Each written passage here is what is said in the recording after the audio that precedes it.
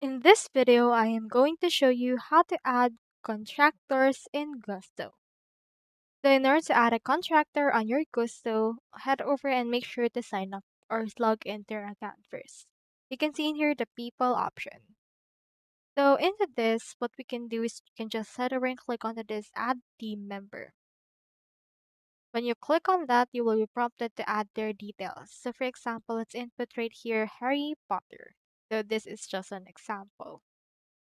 Now input right here the preferred first name if you have that and choose in here the worker type.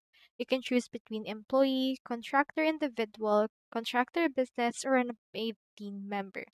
So for this case, I'll just choose employee and choose in here the country where this employer lives. You can also input right here their personal email, for example, in order to receive and sign into Gusto.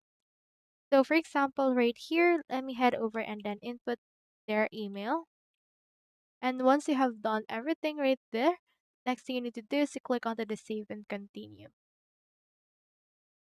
Now, once you have done that, you can just input right here their role well as their work state, their job title, and you can also input their actual supervisor, start dates, and the likes, and you can save and continue that in order to successfully add them to your actual team. So that's how you add contractors in Gusto. Hope we helped.